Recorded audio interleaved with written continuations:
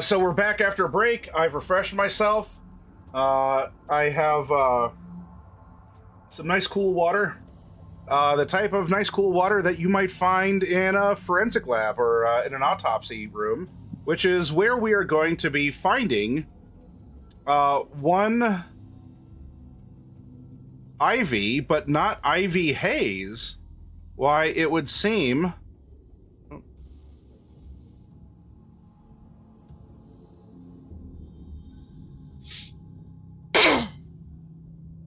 This is...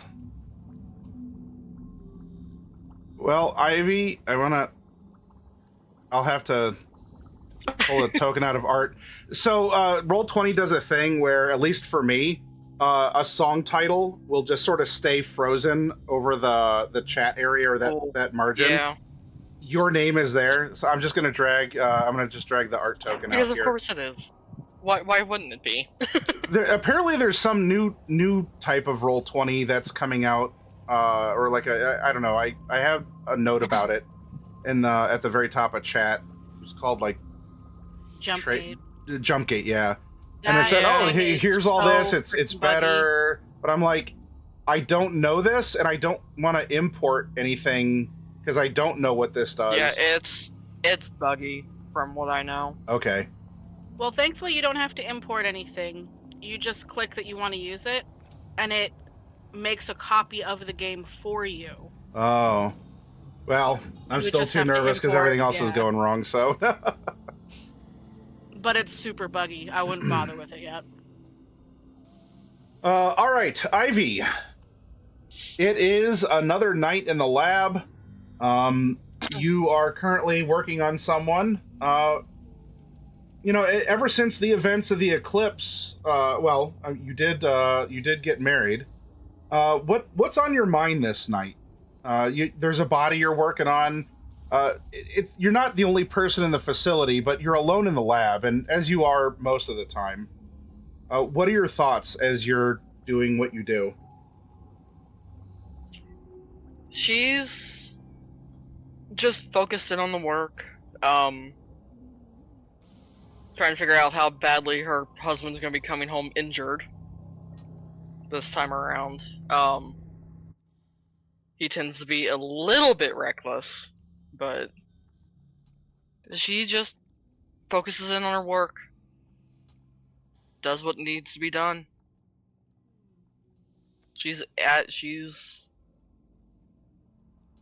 God, I can't think of the phrase now. She's in her element here. Thank you. Brain, please. Do you ever talk to the bodies while you're working on them? Oh, yeah. She talks to them, kind of, to keep a little bit of noise going on over the, what I assume the, fridge there is humming away with. But she'll kind of walk them through what she's doing to them, and it's also her form of maybe a checklist. Do the bodies ever talk back? Not yet. Sometimes her brain plays a little trick on her where she thinks she might hear them talk back, but they don't talk back. What about your dad? If his voice is there, she has learned to push it out. She has not gotten along well with her adopted father,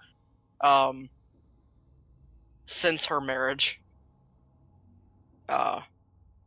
She's been kind of pulling away from what he had wanted her to be, and is instead going, back to where she is in her element. Well, fortunately for you, ma'am, off the keyboard. Come on, please. Baby. I keep moving it. It gives her more room, and then she keeps going where there's more room, and so she's always on the keyboard no matter where I move it. Yep. Jagger does the same thing. Well, you have been hearing, especially since the eclipse, you have been hearing your father's voice less and less. It's still there, and even if you don't hear the voice, there may still be those moments of is he watching me? What would he think about this? Maybe he was mercifully absent for your wedding, which congrats on that. Can you give us a quick rundown of what happened? She left that pretty well in Clyde's hands.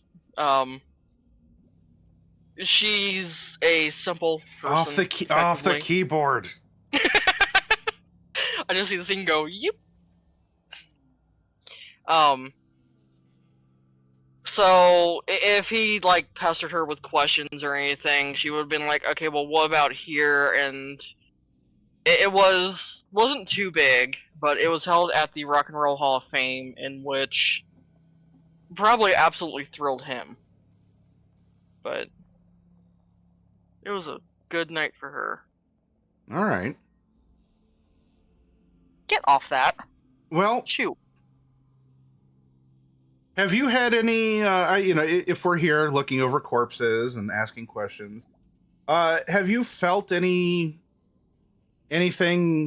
different, strange, good, or bad since the eclipse? No, she hasn't felt anything too odd since the eclipse. It might feel a little bit odd that, one, she's hearing her father's voice less and less, but that can easily be attributed to her own actions. She tries to keep a very logical head in that, despite everything that likes to go on. What do you think happened?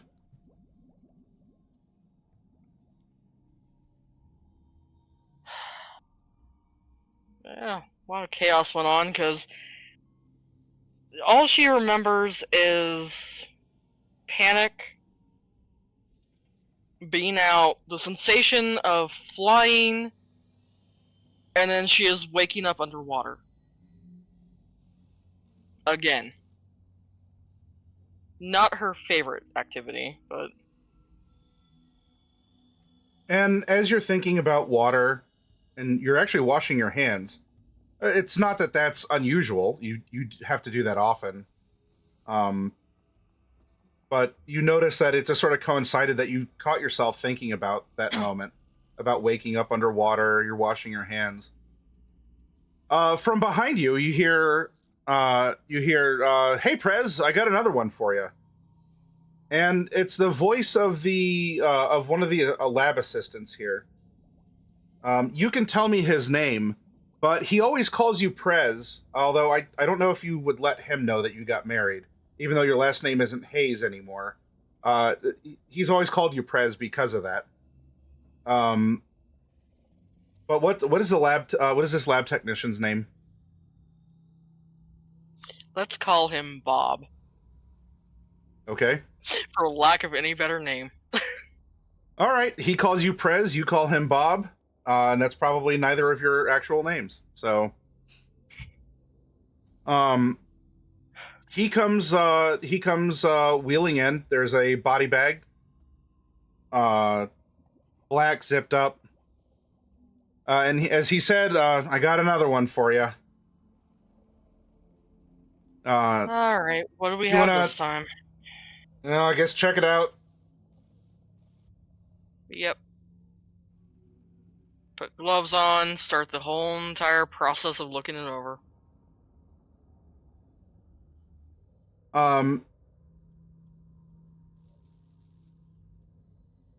And as you unzip the bag,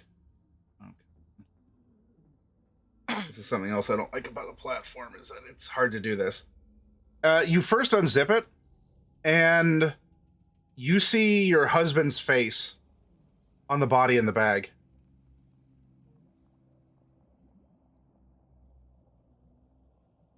She's going to shake her head and step back a little bit, kind of shocked. Who is that? You hear? You hear in your head. Who is that? Shut up, shut up. Nope, not going to listen to you. Not today. That definitely wasn't your dad's voice. Nope. It wasn't. Oh great, it's taken on a new voice. Just what I need. Prez, are you okay? And you look over at Bob, who has like the who has you have to sign a form or something for this. But he just watched you take this step back, kind of the, I'm not doing this. Yeah, sorry, just... You ever have that moment where you think you know someone? Oh, they- yeah. Oh, my ex. Let me tell. Well, I don't think you want to hear. I know that there's a lot of trauma victims here, but this isn't place the trauma dump. Yeah, it kind of what happened here. It's no big deal. Oh, yeah. I've heard about this clinical detachment stuff, and I don't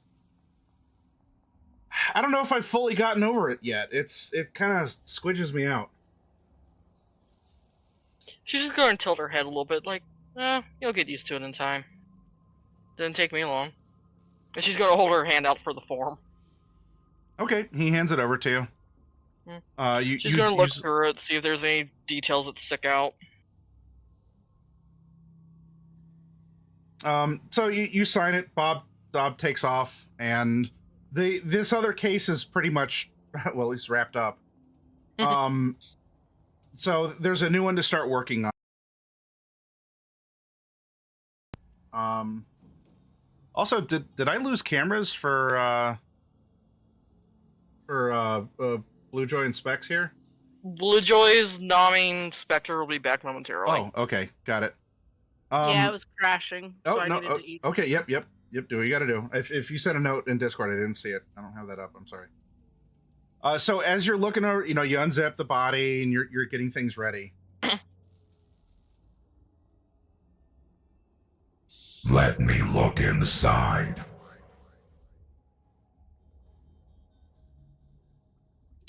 And who the hell are you?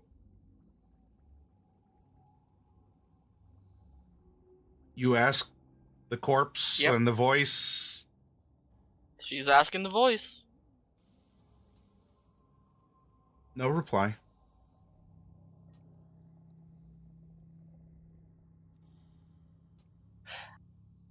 We're gonna shake her head and start going back over to the body, which...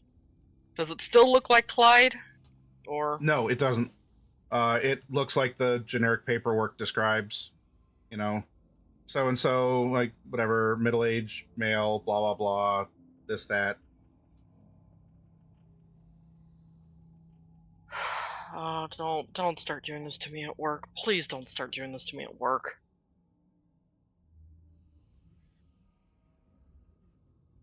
But she's going to get started.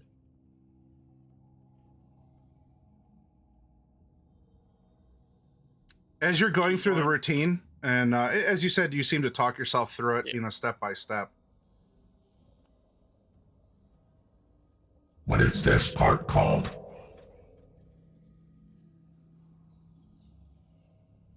Well, obviously that's just his wrist, but... Wait, what? And she's going to look around, trying to figure out if she actually heard someone asking that or not. It's just you and the corpse.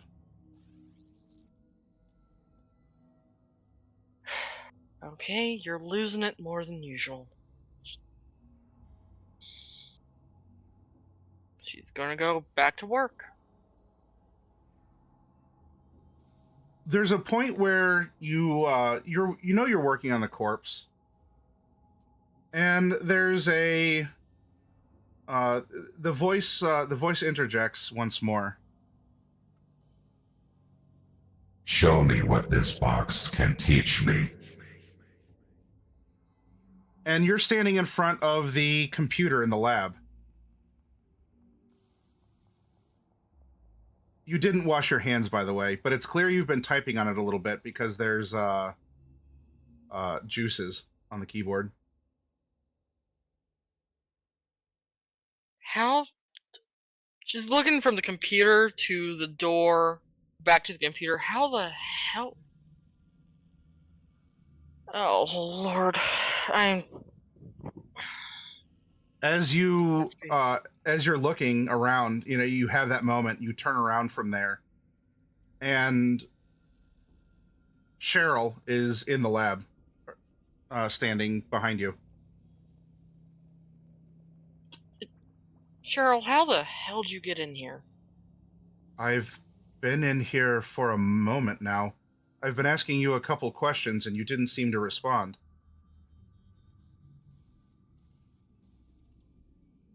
I'm sorry, a few long nights here and there, more bodies than usual. What were your questions again? That's factually incorrect. The nights are shorter during the winter. Work nights. Cheryl, work nights are long.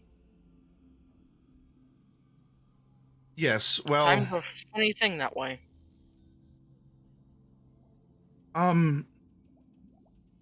Yes, actually, I just needed to take you to see your father. Can it wait? I'm kind of in the middle of a thing here, and she's motioning to the body on the table. You motion to the body on the table, and your hand slides out of your pocket to make that motion, as you do. And she says, Cheryl says, "There's no time, but who was typing on the keyboard if your hands were in your pocket?"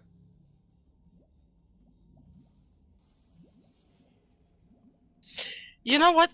Let me get him, stored away, and we can go. Maybe a breath of fresh air will be, just what I need. I spoke with Bob. You would know what that means with Cheryl telling you that. I spoke with Bob. He's going to be covering your shift. Ah, great. Well, let me at least clean up then, and she's going to go over and start washing her hands. As you do, Cheryl was making some commentary that as she walked in, you were standing in front of the computer, apparently typing, but she heard the keyboard, but your hands were in your pockets. But as you wash up and Bob comes in, and he gives the usual, "Hey, Prez," but it's clear that he's in a bit of a fog. And he just sort of goes into a routine. Right. Talk to him. Great. Well, you know what to do. Later, Bob. She's gonna follow Cheryl out. Later, Prez.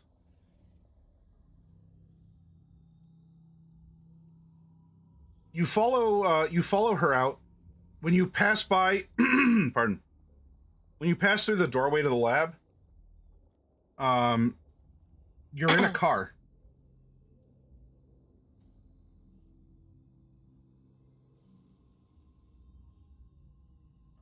And Cheryl is driving you. Cheryl, I hate to ask, but how long have you been driving? We've been driving. She'll give you some exact, like 15 minutes, 32 seconds. Okay. Ah, lovely.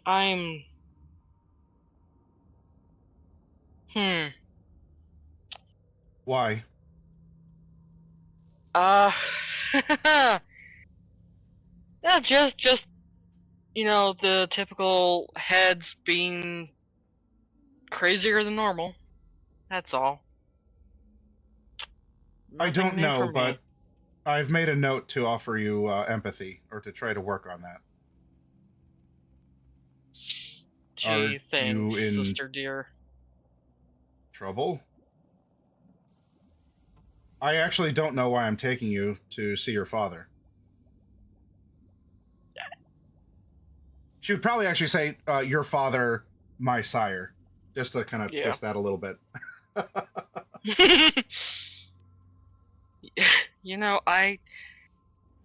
I don't know either. I'm sure we'll we're both about to find out. Do you need something to help calm you? Which is also some coded language that she might be able to help ease a burden for you.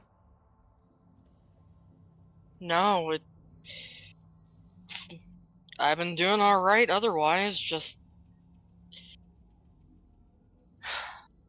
I guess it's just that kind of night.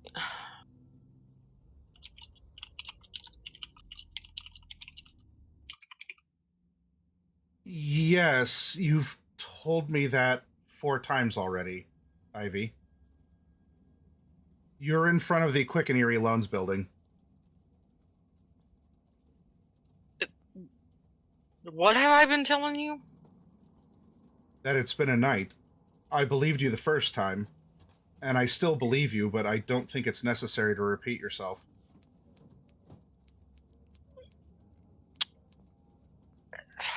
How long have we been standing here?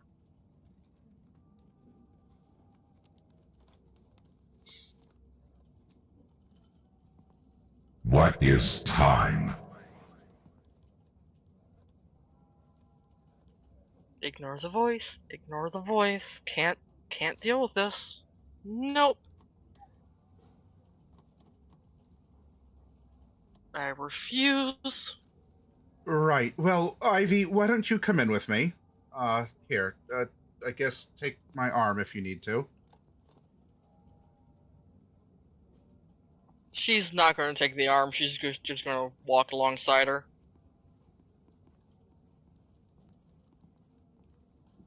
As you make your way through, as you usually do. That woman in red. She has wrists too. What's inside those wrists? Oh, probably a lot of muscle and bone. I'd like that muscle and bone to be ours.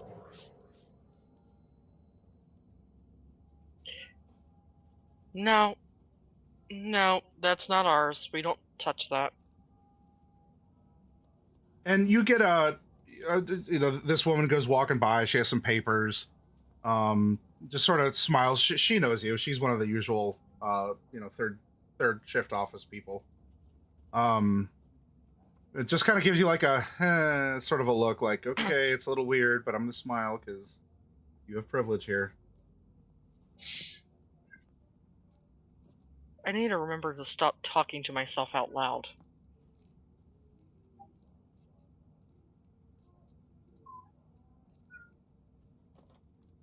You're sat down. There we go.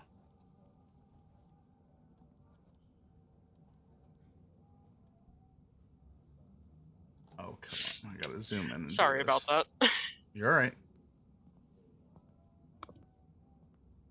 So you're sat down and you're waiting for Eric to.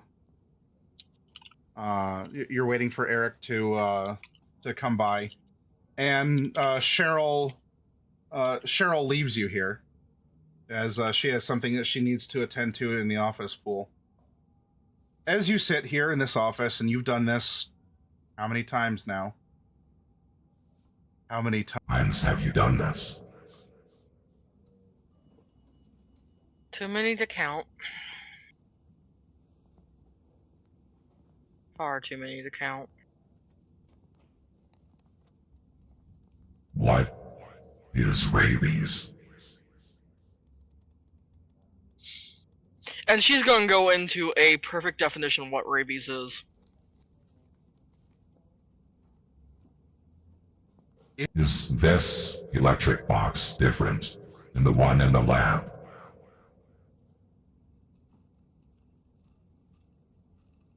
Ivy, what are you doing? You feel Eric's hand on your shoulder as you're sitting at his desk and you're at his computer. I wish I could tell you. I was sitting where I usually sit, and then... what the hell is going on with me this time? Ivy, that is a part of my business you should never see. And the implication is you did some hackery. I don't even know what I did. I don't remember sitting over here.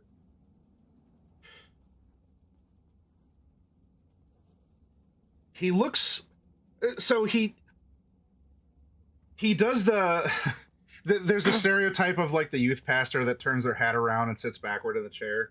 For the up and coming CEO, he does the cool thing where he has like one ass cheek on the corner of the desk and he sort of sits with his hands folded on top of that knee that's sort of like up on the desk too.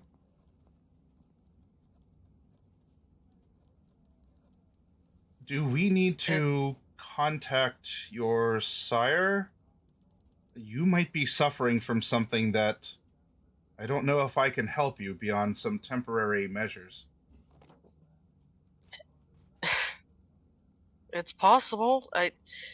This isn't the first time it's happened tonight where I guess, zoned out and woken up in a different place. And definitely not the first time I've been in front of a computer tonight. Show me more places.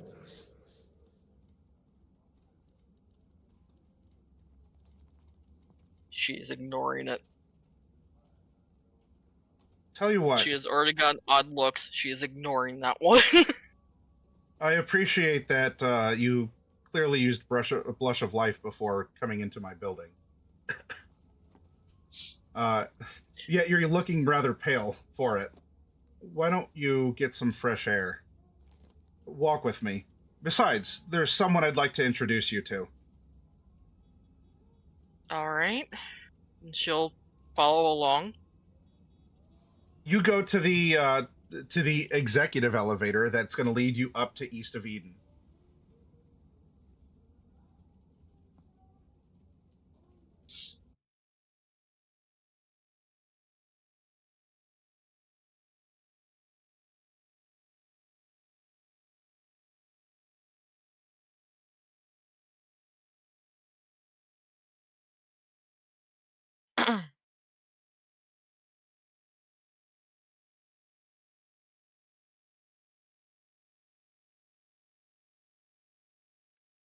And as you depart the elevators and you're walking very like you're starting to approach these twin Lamasu, you feel you start feeling almost like physically sick. Like there's something inside you wiggling around and is making you nauseous. Not just like a gag reflex, but there's just something that is getting very wiggly as you start approaching these Lamasu statues that act as the gate to East of Eden.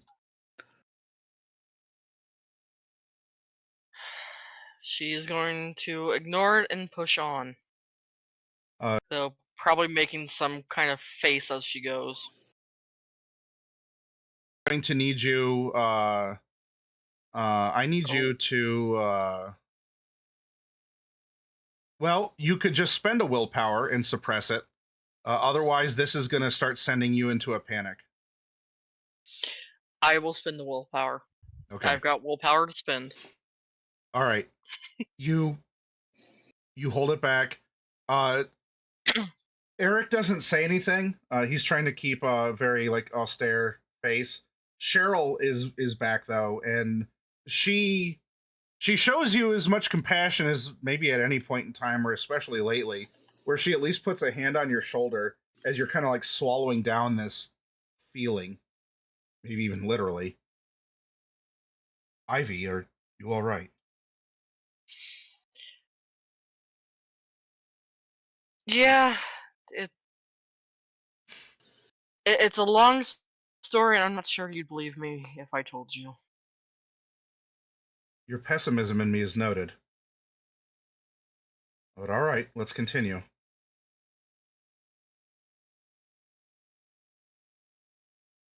You walk, and now as you're walking in between the Lamasu, you spent the willpower, but this is nothing is on fire, but your body's all reacting as a vampire, as if you were surrounded by, like, this feels really really weird. This is your adrenal gland hasn't worked in a while, but somehow it actually squirted out that last drop it's been holding on to for a while. Like you, like it has got you so clenched up that last undead drop of adrenaline finally out of your adrenal gland into your vitae, and Yeah, you are. Gonna, Go ahead. she's gonna squeak at the sensation and try to get the fuck out from between them as fast as possible. You run out to east of Eden, and everything now, as you leave that behind and you're focusing, your father is talking to someone you've never met before. A very handsome, burly guy sitting at the bar who apparently was waiting. Who apparently was has been waiting there because he sort of got up and is like, and you hear kind of muffled in the distance, like, "Oh, Mr. Hay." Things are weird and distorted and distant and muffled, and that feeling now as you look, and there's Eden and there's the mural of the garden and everything here. While you do have a folkloric block to like there's a difference between discomfort, or in mechanical terms sort of taking a slight negative to a dice pool, and what is starting to happen here. And this is where I don't know, you would do something like stagger, and the bottle of sweet rabies bay that was here on the counter because it was being looked at, you know, there's that dramatic, like, you stagger and the bottle of sweet rabies bay is knocked over. You just get that whoop, whoop, whoop, as the barbecue sauce symbolically spreads across the countertop. And you feel what you're doing, but you also are not the one doing it as you are lashing out. And around you, maybe it's just the way everything's moving too quick, or the shadows, or something. But you realize that your hands were in front of you the whole time, and what knocked over the bottle of Sweet Rabies Bay was some sort of like a solid shadow that was emerging from your body.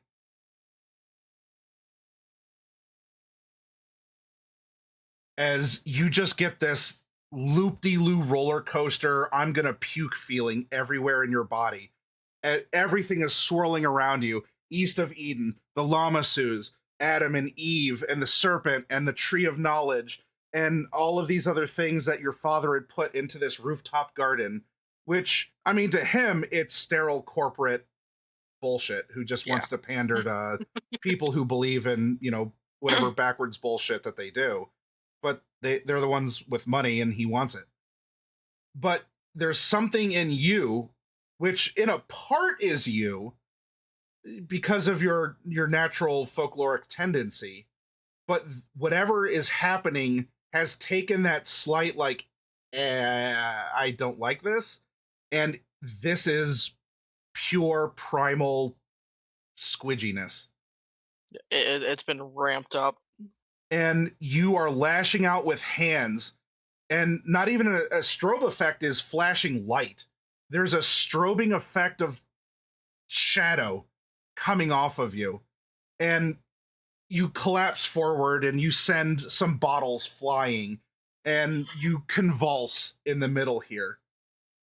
And Cheryl is clutching her notebook. Eric looks over to you, Tyrone. And this is almost that Jurassic Park moment of the raptor, but instead of shoot her, it's stake her! Stake! Because everything is nuts. It just, to you, you were enjoying just waiting for your new boss to come back. He seems like a cool guy. He was going to introduce you to someone that he knows. And this person comes through, looks a little weird, knocks over, you didn't quite catch it, but knocked over a bottle of barbecue sauce. Now everything is like strobing shadow and she's going nuts. You've been hired on as a bouncer, and Muldoon here, in the terms of Eric Hayes, is telling you to shoot her. So I would appreciate you going up and staking Ivy to calm her the fuck down. Yeah, not a problem. I'd like to take the chair that I'm next to and smash it so I got a chair leg to stake her with. Yep. Now, she's wild. I won't say that this is extremely difficult. This is more of a, I want to see how hard you can actually hit. I want to see what you can do with this thing. So go ahead and staking. Was staking off of melee, or was that off of brawl? I forget it's exactly. Off of melee. It is melee, yeah. Yeah. So go ahead, and in fact, Tyrone, I know that this is a chair leg, but you know that you need to slay this beast. You are a knight. There is a monster in your midst. You've been given orders by your boss. I am happy to count this stake as a sword for purposes of your specialty. And I need you to smite this beast and drive this this wooden bar stool into the foul creature's heart. So You'd really be add doing one all to of a us a favor modifier? if you did. What's that? Add 1 to the modifier? Yeah, this is your specialty. All right.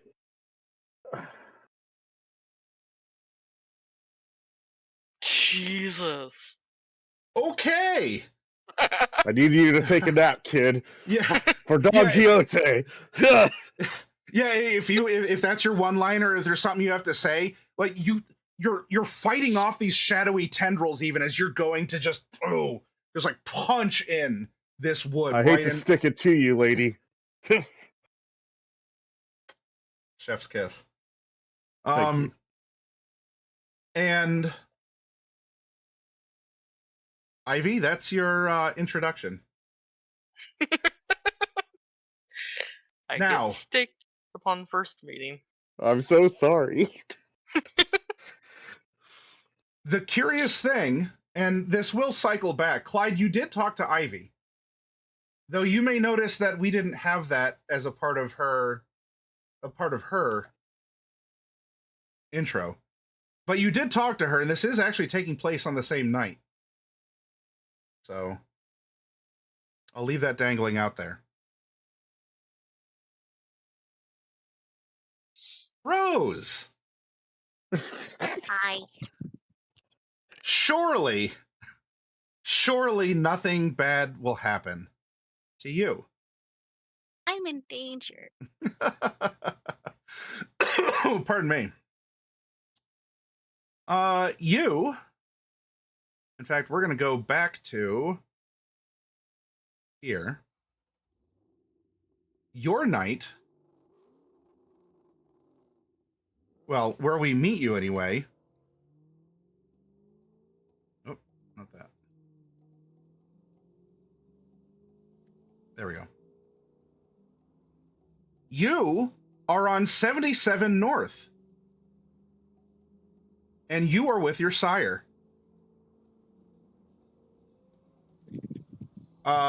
Having spent the new year with him, I want to congratulate you for renewing your blood bond to him.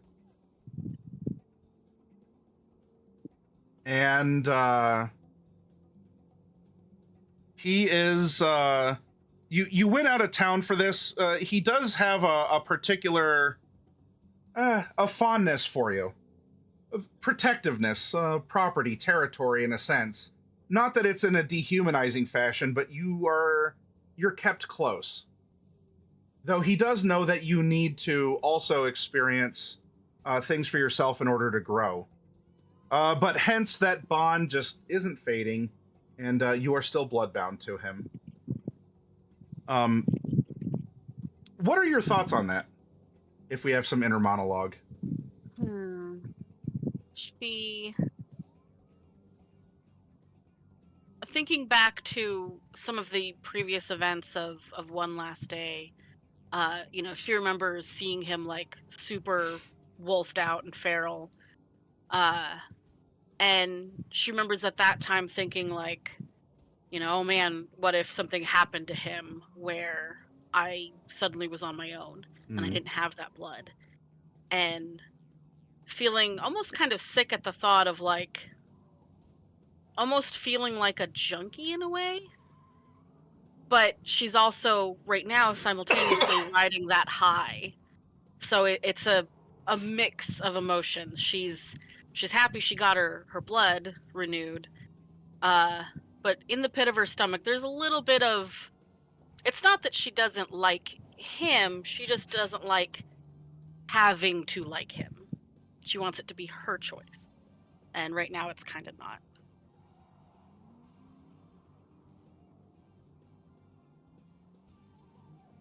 Then, as you're driving from where you were out of town on the highway, you had been talking about a little bit of this and that, about things, a plan for this year, which does include now after this ceremony has taken place, and he has his own. He's a messenger. He's sent out. He travels city to city to bring tidings or omens, or just to be not a driver in the same way that Clyde met a driver, but he does have a territory. He stalks around and he has his own job that he does. In a way, you're almost an anchor for him in this city, because he's very proud that you have set up a haven here. But during the conversation, he needs to make sure that the blood bond has is in place. So he looks to you and he says, "My beautiful Rose, I appreciate if you would show me one of your thorns." And in context with him, what he is asking you to do is to, your choice.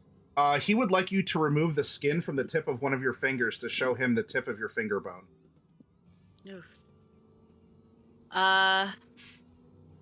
Considering she just got renewed blood, I don't think she would. She kind of. I look at him and I say, "Is that what you really want?" It's what I need. It's not what I want.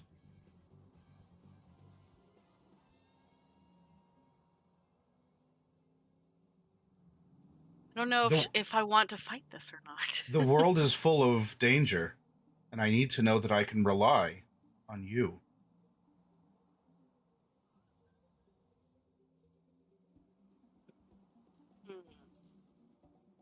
And as you're considering this, he says the world is full of danger. You see that by an off-ramp on 77 South, there is a car that is careening down an off-ramp, and another that is a yellow car that is zoomed into the middle barrier and is on fire. Does it look like he's noticed this yet? Yes.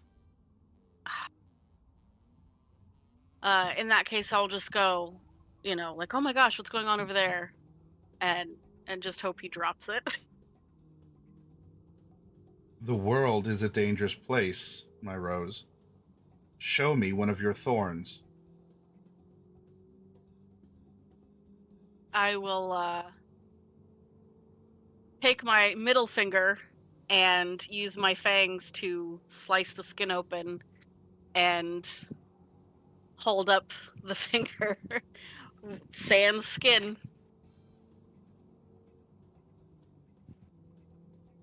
Very good.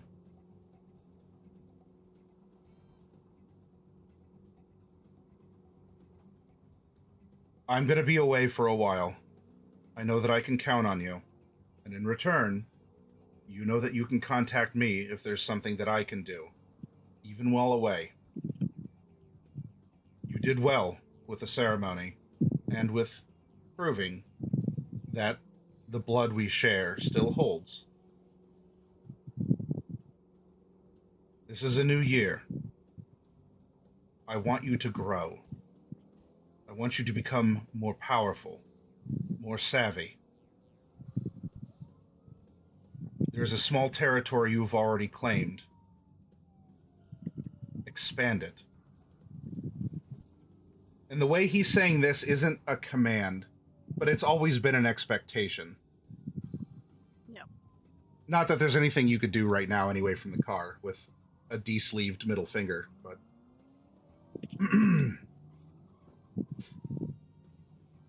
You pull up close to...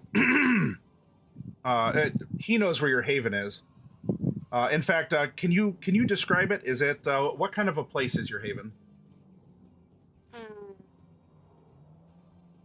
I imagine she found herself an older house on the smaller side, and it's got I do have a postern. She found one that has like one of those old wells that's in the basement of the house. Yeah. And she actually dug down in there and connected to ground outside further away. And yeah, very basic, nothing fancy, just, she's got a security system. She's got an extra exit out of the house in case she needs it. And, small, comfortable, frugal. Okay. So he drops you off, like a block away. That way you can make your way there, because if you wanted to use your entrance or whatever, that's up to you. And he tells you that he has his own things he needs to do. So he turns around and leaves. Do you have any last words for him before he does? How long will you be out of town? With my current mission, probably 2 months.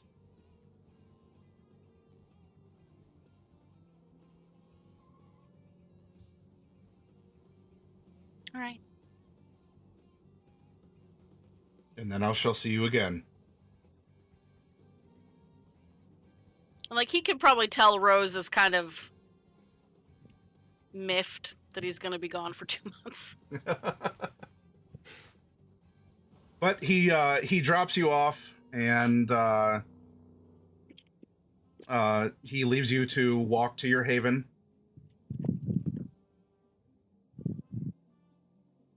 Which entrance are you using? As I'm walking to my haven, I probably would make a habit of, just sort of scanning, my surroundings. And if I don't see anything that causes me alarm, I just use the front door. Okay. If I see anything unusual, I might take the basement entrance or just dip and go elsewhere. Okay.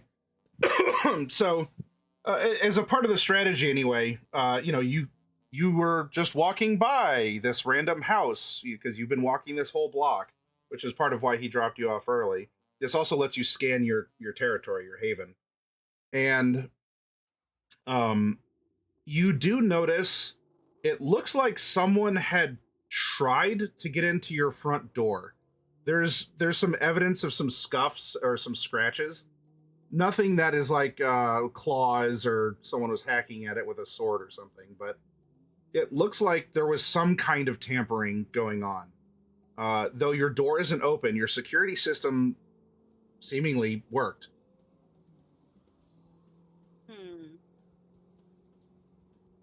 I think seeing that, she would probably keep walking, go over like a street around to the back, and maybe get up somewhere high, like up into a tree, and just watch her house for a good like 15-20 minutes to see if she sees anything going on inside her house. Yeah. Okay. Well, if you don't have anything particularly special for that, we could just do a wits awareness. Through my stuff.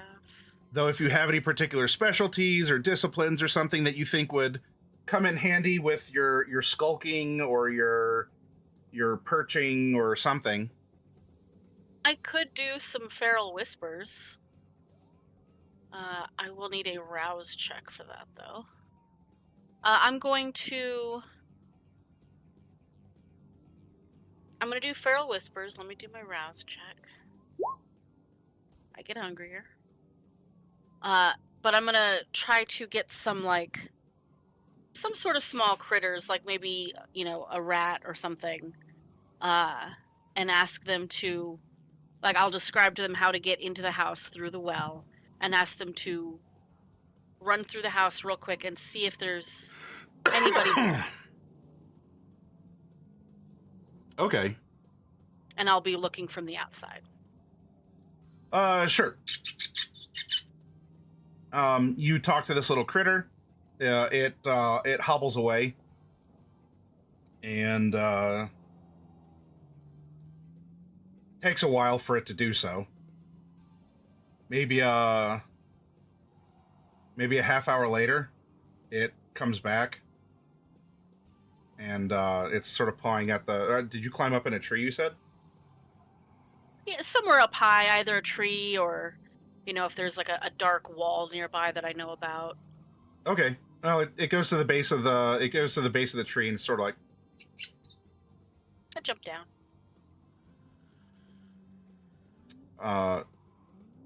All clear. I thank you, my little friend, and I'll reach in my pocket. Rose is probably the sort that would keep little, granola bar or whatever, just as, one, camouflage for the masquerade, and two, treats for occasions like this. Ah. All right. Well, you get something equivalent of cheese to meet you, and he takes the granola bar and wobbles off. I think in that case, I'll make a show of walking to my front door, not being stealthy at all, Mm-hmm. and just walking in like I don't notice the damage to the front door. And when I get inside, okay. I will set up somewhere dark with my back to a firm wall and just be ready and waiting in case anything comes in after me. Got it. Rose has been taught very well. All right. Using what you were taught and maybe that the stinging memory of the one who's been teaching you in the tip of your middle finger.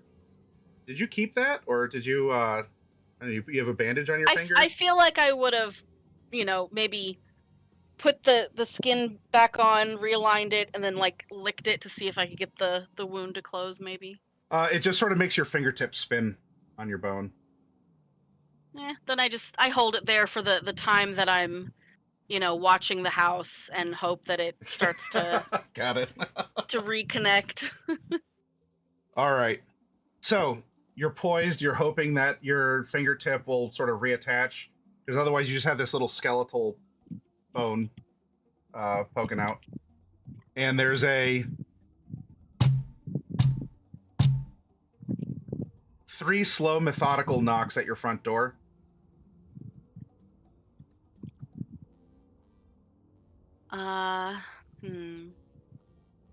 Let me see here. I've only got 1 dot in my security system. I imagine that probably wouldn't have cameras. At 1 dot, I think you have nice locks, which apparently baffled this other attempt.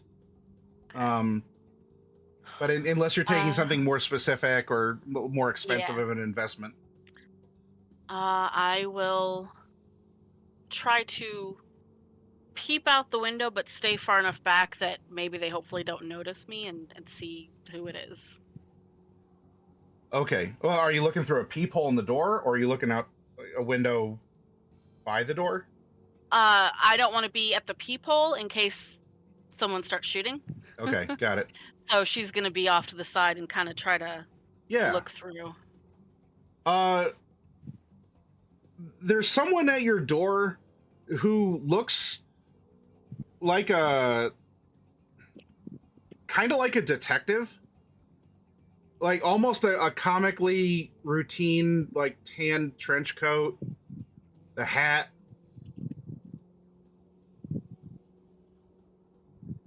Collars popped up.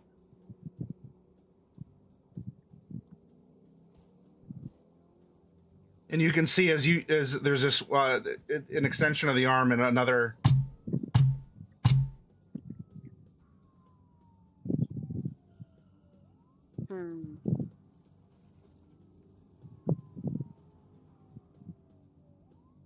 I will call out, "Who is it?" And I'm gonna look around and listen to see if I hear anything anywhere else. Like maybe this is a distraction or something. Yeah. But I'm ready to like go to that well and book it. The detective turns his head and puts his ear to the door as you're saying, "Who is it?" And as he does, there's just a moment where, Rose, if you still had to breathe, the breath would probably have left your lungs. This is a man who looks like he has a half-melted face.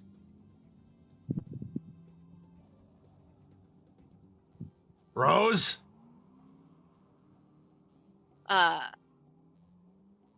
Pretty sure I know who this is. Is this Wade? This is Wade. Okay. I go, "Oh, God damn it, Wade." And I open the door and I grab him, pull him in, get him off the street. Oh, well, that's a fine how do you do. Anyway, was that you that tried to get into my front door earlier? Oh, it was actually a bit of the opposite. It just so happened I was in the neighborhood and I saw someone trying to get into your place, so I might have taken care of him for you. You're welcome. Do I think he's being honest with me? Tell you what, why don't you make a wits awareness as you're scanning him over, unless there's something else you'd like to try and use on him. I think wits awareness is, I don't have anything special for it.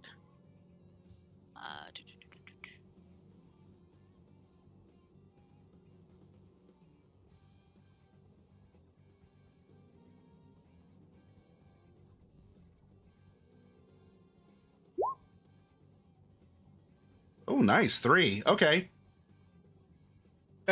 As you pull him in, you just get that like yoink in as he's off kilter and he's pulled in. You have him close, like, "Wade, God damn it, Wade, what's..." You can see that on his trench coat, about where the pop collar like just turns into the, just into the front. You can see that there's some specks of blood. And as he's kind of holding his hands up like, "Whoa, hey, Toots, come on now." In the right hand, where he's known to carry a truncheon of some kind, there's also some blood, like right around where his fingers would be grasping a rod. Well, I appreciate that. Do you know what they were after? No fucking clue. I know what I was, though. Well, I assume, Pine. Well, all right, maybe 2 things. A man's thirsty. He's got a drink. He's also got to help out a friend, right? We're friends, aren't we? We're allies.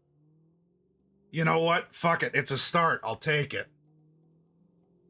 Anyway. You've never done me wrong, that I know of. Then I'm doing my job. And believe me, if I fuck it up and you find out, you'll be pissed off. If you fuck up and I find out, my sire's also going to be pissed off. Just remember that. Good, he should be. Sounds like an upstanding citizen. Anyway. I've been told to come and get you. You see, the others are in the salt mines, and, it just so happens I was free, and they're not, for reasons that you're probably going to be finding out. His tone gets less jovial and flippant, and is getting a little bit more serious. I don't know exactly what it is, but apparently something's happened to Ivy.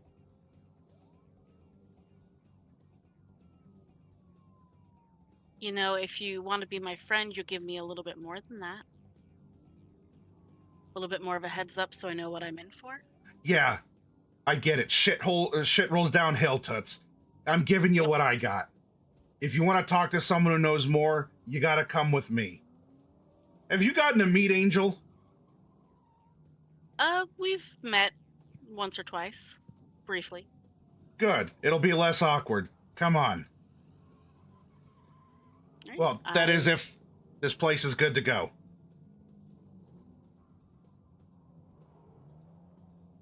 You said you took care of the problem. Let's go. You'll get to meet him. He's in the van.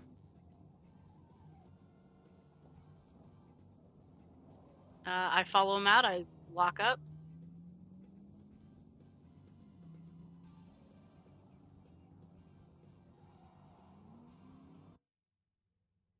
As you walk out, you see that there is very much an average, nondescript, Econoline white van. The only thing that might set it apart is that there is a vinyl magnet on the side that simply says church bus. I kind of nigger a little at the the mental image of a bunch of kindred riding around in a church bus. Angel leans out of the window. Got her? All right. Come on, load up. We'll talk on the way. I jump in and I immediately look for the person who was messing with my door. So riding in the van, Wade gets to ride shotgun, and in the back laid out is John Q. Criminal, whatever, wearing dark clothes, seems to have a reasonably staunched head wound, and is very much unconscious. I search through his belongings looking for anything I might want. Okay.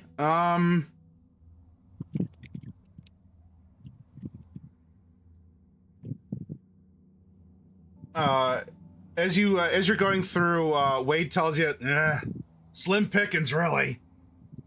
But if you want some money, I suppose I could split the loot. This was your place, after all. No, I won't keep the entire reward. I'm not that much of a hero. You keep your finder's fee, Wade. That's what friends are for, right? It's a business doing pleasure with you, Toots. Anyway, if you want a drink, I didn't drain them dry. And we're gonna probably have to stop and drop them off somewhere anyway, so he ain't gonna get more unconscious. As long as he seems like he's able to withstand it, I'll take a 1 point off. All right, yep, you can slake 1 point. Right.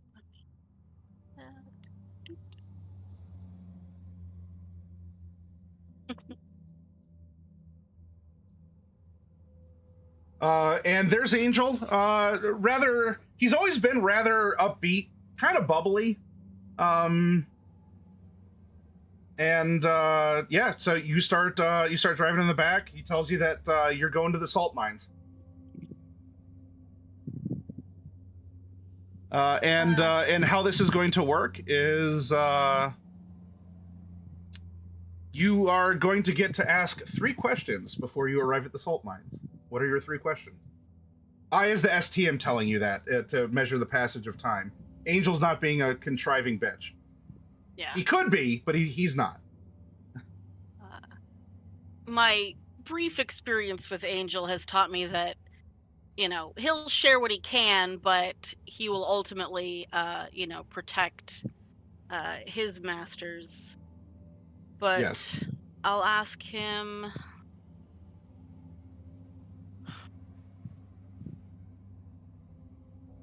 What's going on with Ivy? She was subdued at East of Eden.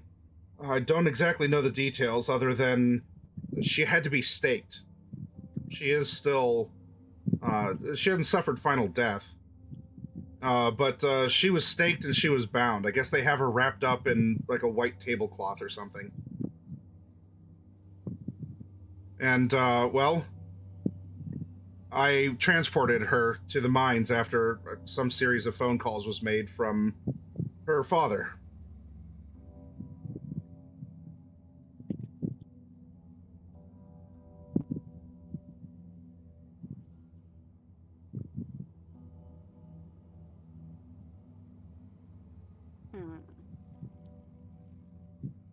I feel like Rose probably knows the answer to this, but she also wants to make sure. Next question is Clyde aware and is he on his way? Yeah, Clyde's aware. I don't know exactly what happened to him, but he's looking pretty torn up. He must have had a rough night. But he was contacted. He's where he needs to be. You'll find him there too. Sure as hell would like to know what happened. Damn.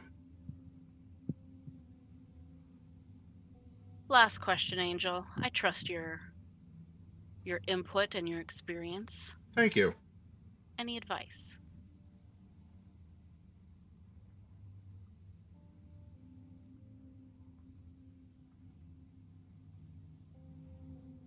When you were alive, did you ever have to put down a pet?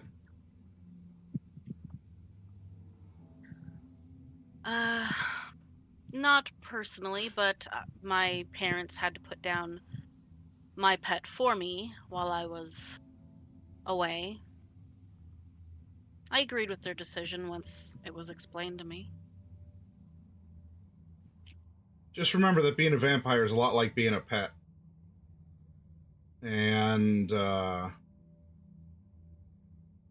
sometimes you get news that you don't like, and there's really nothing you could do about it.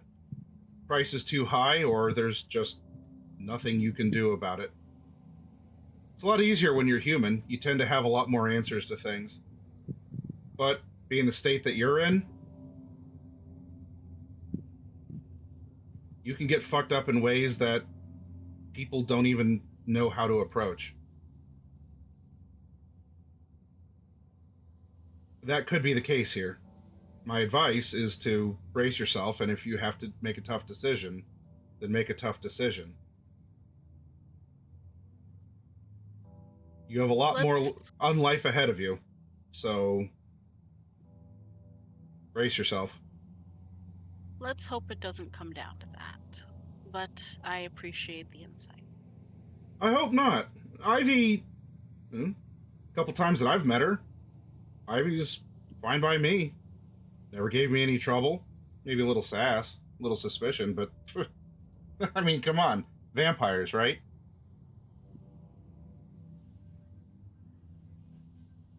One final question as we're pulling in here, Angel. How long have you worked for Kindred? I'm just curious.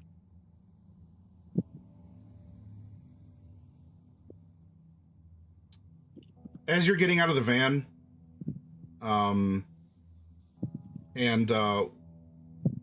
during this, by the way, you would have had to like pull over, and Wade would have like come around the back and like drug the body out and sort of left it in the street somewhere. As before he's ready to drive away, you ask him this question. He looks down at you, kid, and he's calling you kid.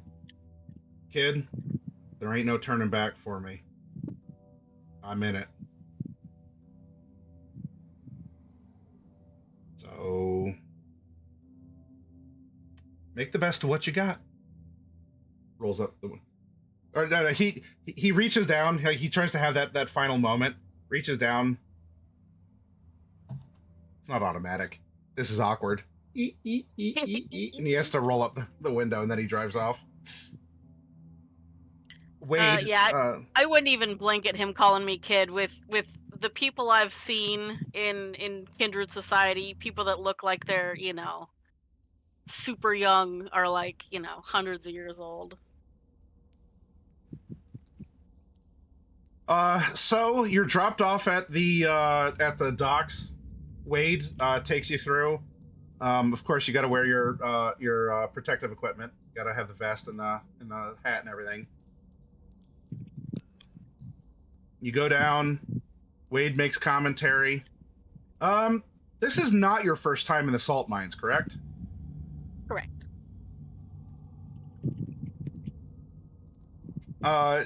You get to the door, and Wade looks over at you and he says, "We've been able to make a couple improvements since the flood."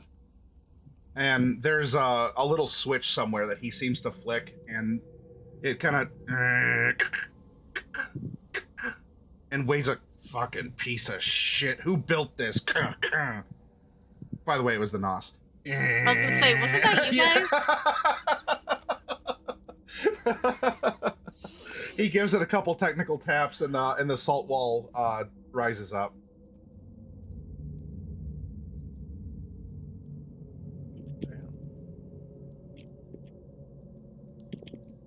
In the Hall of the Judged, you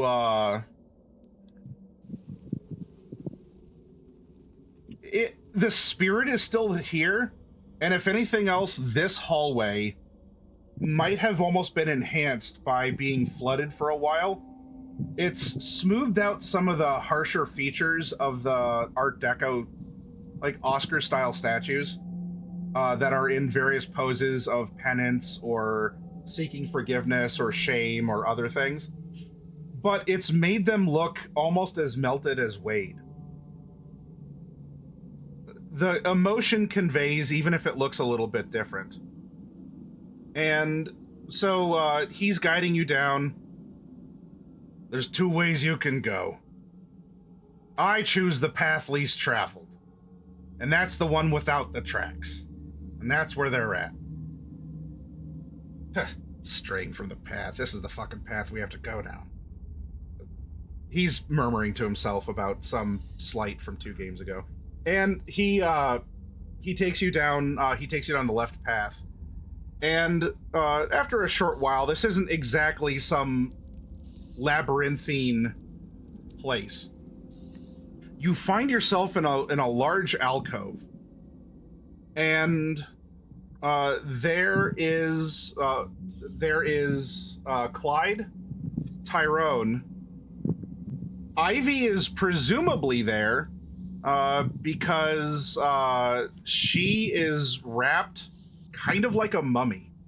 And you can see just a hint of some smooth, slender wood just protruding from her chest. So, here's this, and I gotta go back, and I guess the VIP's here too. So I'm gonna leave you all to it for a moment, alright? Don't go anywhere. Not that you can anyway. I'll be back. And so Wade, Rose, Wade leaves you. And where you're standing, at one point in time, was this alcove that had a singular gargantuan statue of a shriven woman looking up in fear and horror. And then there was a dome, kind of a disco ball style dome at the top. And there are lights. There are lights in here that are playing off of it, making a kind of an eerie, like winking lights, almost like flames coming up as the lights go, like as the helmets and such turn to you. But the statue, and again, the way that the water really came through here, there is still this pillar of salt in this scene of the wrath of God behind this woman who became salt. But everything looks distorted. It looks surreal. It doesn't have that very brutalist nature that it had before.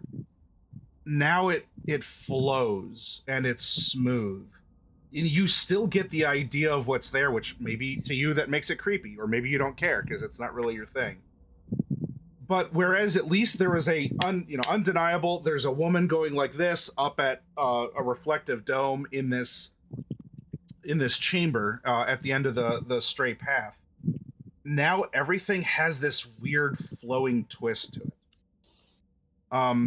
There's a mummy of Ivy who is down on the floor, and Tyrone, Cheryl is here too, and Clyde, you are here. Now, Clyde, to fill you in real quick, you would have called, and of course there would have been an incongruent because you remember talking to her. Things had happened. She had been staked. Come get her. And perhaps a whirlwind. This is your wife we're talking about. This was your suggestion because you remember she told you this is the place where she stopped hearing the voices.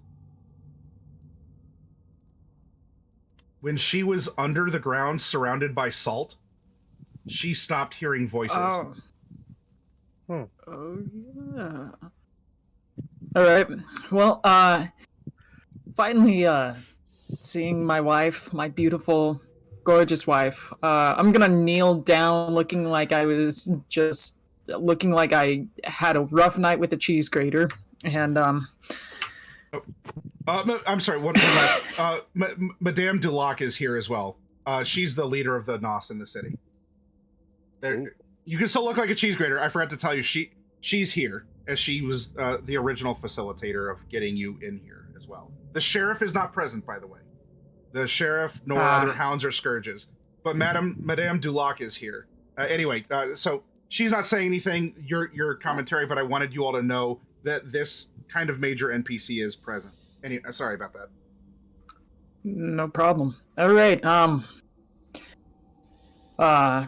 I'm gonna go ahead and kneel down beside Ivy's very rigor mortis torso body and pull out the stake. Kind of not really regarding whether or not she's in a good position for this to happen. As you go to do so, Madame Dulac is... No, Clyde, do not. She has an older accent and a bit of a southern twang to it. The rumor is she came up to Cleveland as a part of the Underground Railroad, and well, she stayed underground after things happened. Do not yet. You can speak to her. She's only staked. Do not remove that. I'm gonna give Madame Dulac a very disgruntled look. Not really wanting... God, it doesn't feel right. But I can't disobey necessarily, so I'm just gonna slowly lift Ivy up and prop her up and hold her like she's like just a board. Yeah. Okay. He's gonna look over to Tyrone and he's gonna be like, a squinty eye, like... Tyrone's Who just the hell gonna are be you? like, I'm Tyrone. What? Who the fuck is Tyrone? Tyrone is me. And I is Tyrone. Darlin, says Madame Dulac. He's here. He was with Mr. Hayes up in the East of Eden when all this happened. He's the one who was able to help carry her, and in fact is the one who subdued her. Subdue my wife. Nice to meet you, Tyrone. Nice to meet you, Mr. Glad McCoy. He actually puts out his hand, like, for a handshake. His entire demeanor just, like, switches on a dime with the introduction. Tyrone, like, friendly, like, grabs his hand. He's like, well, it's good to meet you, Mr. McCoy. I'm sorry for what I had to do.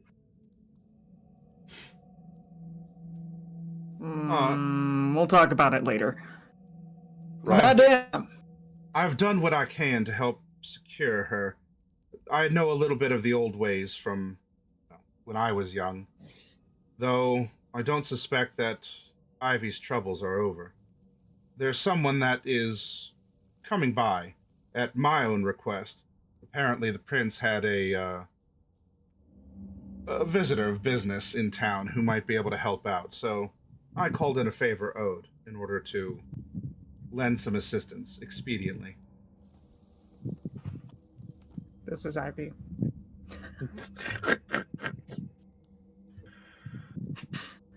Yeah, Ivy is like Clyde is- she is, by the way, she's like almost mummified, like she would look like kind of this doll, where she'd even have like the painted like eyes and stuff.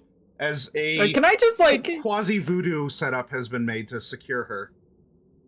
can I just gently pull some of the bandaging up over her eyes yeah. so she can see? Don't touch Okay, the he's steak. just gonna tug it. Yeah. It doesn't touch the steak. It just gently like. Yeah. No. It just like her eyes. Her eyes are open. I just want to hugs. As you look into your wife's eyes, Clyde, there's a weird. You don't see any movement or motion, but something. It's not just the velocitation from your adrenaline rush earlier or getting nearly, knocked into aggravated damage or any of the bullshit that happened. It could be part of that. All right. No, it could be part of that. But there's something just looking at her open, paralyzed eyes. There's something moving despite there not being anything moving. What in the hell? What happened? Hold on. What happened to my wife? Ivy. And by the way, Ivy, you can still hear and process thinky thoughts. So she's like, please stop shaking me, and he's like, Ivy. He's concerned husband who has like 2 brain cells. Well, I guess the best way I can do it is that she came into the club and then she summoned shadow demons or something like that. And then, yeah, we put a stop to that pretty quickly. Hold on. What? Yes, shadow What did you demons. just say? When Tyrone says that, I am looking at Madame Dulac to see like what's going on in her face. she looks concerned. What are any of you skilled in the occult at all? Doubt it. The only one I think it was is Ivy? currently bandaged. Oh, damn it. Well, Ivy, your opinion, not that you can voice it, is, I mean, she did things on procedure. Like, so what's here is, I guess, what's proper, but obviously you are still in the state that you are, so it's not doing anything to you. But as you were sort of hauled in and she was drawing the face on you and she has some of the candles around, this is what you'd expect. Not that Madame Dulac is like a charlatan or anything, but it's not working. Whatever she did it, but it's not doing anything for you. Maybe in a similar way, from a different approach, your dad decorates East of Eden, though he does it in a very commercial, topical, consumer-grade stuff. Madame Dulac has done it, but maybe more out of tradition than any kind of effect or true belief. Does that make sense? Okay. Yeah. Sorry, I was just like processing. Well, I mean specifically for Ivy, but I mean for all of you, because this can be communicated later. It makes sense. I was paying attention. I really was, but yeah, it does make sense. Mm-hmm. Um, Probably doesn't make sense to Tyrone, but player, yeah. Oh yeah, no, it makes absolutely no sense to Clyde, and Clyde is definitely the one not paying attention to what's going on here.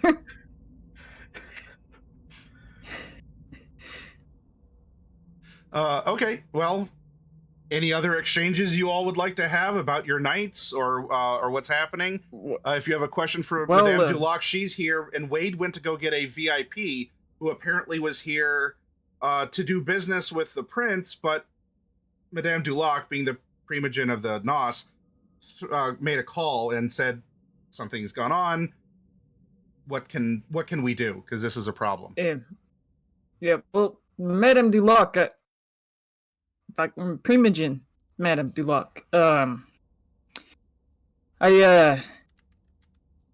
mean, I have some questions, mostly about why you went ahead and turns my wife into a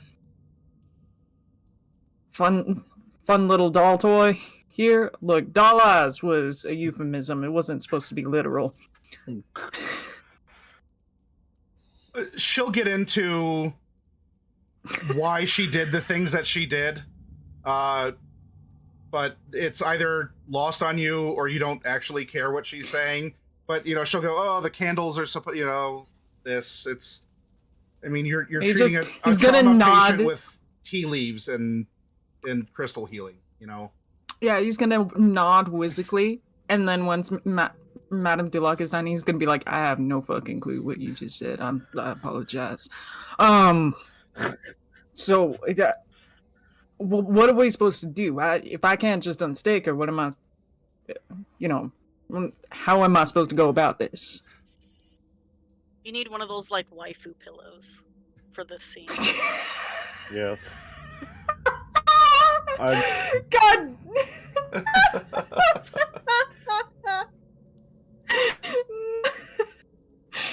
What if we just remove the stake for a moment, and if she goes crazy again, we just put it back in there?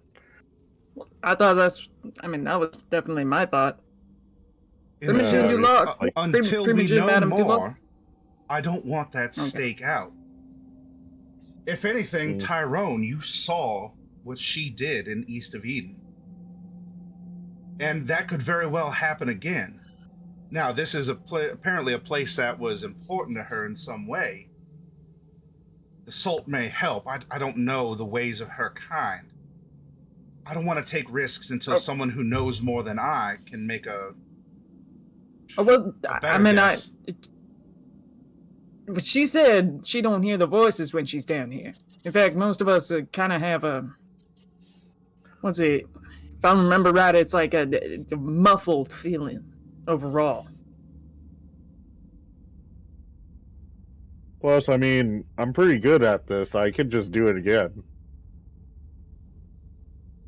I think we should wait. Right, but I don't want you putting your hands on my wife. I'm sorry. I know that's kind of like a sensitive topic right there. Like, I know. Look, he just gestures to the fact that he's got missing skin on most of his front. Yeah, you're looking pretty scabrous. Like, if you were a tip-top shape, I'd just be like, I trust you, man. Go for it. I mean, I know we just met, but I think it feels pretty cool. No. You're fine. I get what you're saying. It's a whole different demeanor right now. You're not seeing me at my best.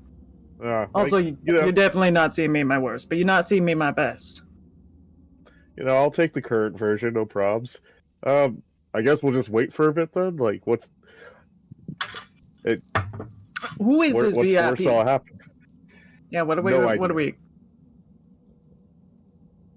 You're useless. At that point,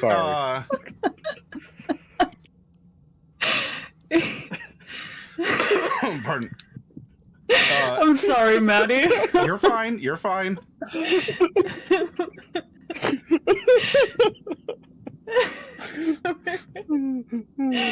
love it. Okay, let's continue. Okay. I'm trying to find before I did the computer restart, I had an introduction up that I was going to be reading from, and after I reset it, it forgot all my tabs, which is also why I had to log into everything again. So give me 1 second while you are coping with your plank wife. You want us to keep role playing or keep role playing? I'm close to it. I just got to remember the I had it down to several verses I was going to read for the situation, okay, and I Abby. forget exactly the one. So go ahead and keep role playing real quick while I bring this up again. It's okay, Abby. I got you. I'll protect you. Uh, You can trust yeah, me, sorry, baby. I don't have much information. I'm just kind of a guy that swings like my weapons and whatnot. In fact, Yeah, Ivy, you look it. Ivy, what is your inner Thank you. monologue as this is happening? Because you can hear and see this. You're just paralyzed. I'm sorry. She definitely wants the stake out, but at the same time, she's not exactly sure what happened. She wants to let Clyde know that, one, she's okay, but two, exactly what was going on at that time. But the more she thinks over it, stop. Cat. The more she thinks over it, the less it makes sense to her, because she's never had that bad of a reaction to going into East of Eden. I mean, sure, the imagery kind of bugs her a little bit, but it's something she hasn't been able to push past before. Mm. But definitely just wanting the stake out and wanting to actually properly cuddle her husband. Ah, okay. Clyde will also look over to Rose and be like, "Oh hey, how you doing? It's been a while." And Yeah, wow, yeah. you have literally never met me when I look decent.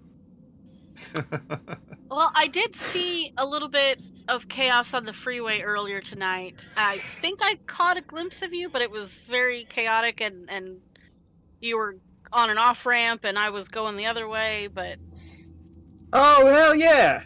Oh yeah, you saw that? Oh. yeah, that was. I figured that was probably you.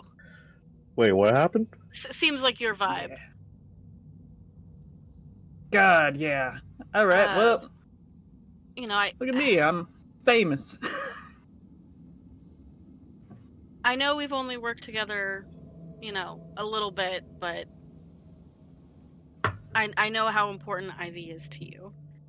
And I want to help you guys with whatever needs to happen to make her better. So I'm in. Regardless of what the elders say. Like, you know, obviously I was brought here, but I personally am in. It's Rosie, right? Rose. Rose. I mighty appreciate it, Rose. I don't know why your tokens are not showing up on the map. I did find what I needed, by the way. So, well, anyway, you all are supposed to be surrounding. Ivy here. She's in a the best that Madame Dulac could do in a salt mine. If you pull the image off to the side so that you can see the tokens, highlight them all, send yeah, front, yeah. Oh, there we go. Yeah. and that should pop them up.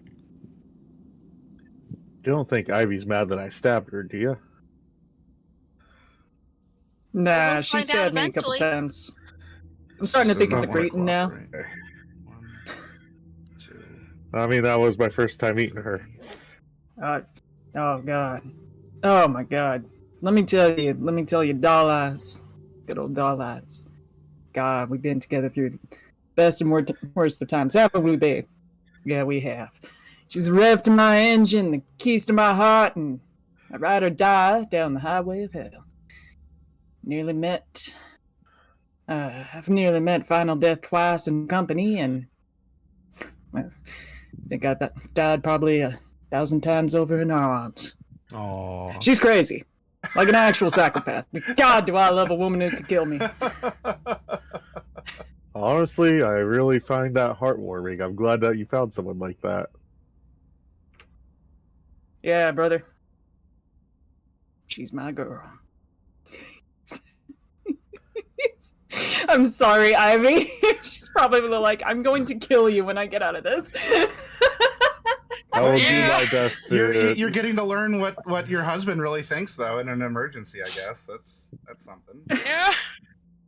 It's heartwarming. I'm still going to kill him. He's wildly devoted. He's also an idiot. I will do my best to uphold your guys' union because it is sweet and pure and mildly insane. But Why do mostly you the talk first like parts. you're from?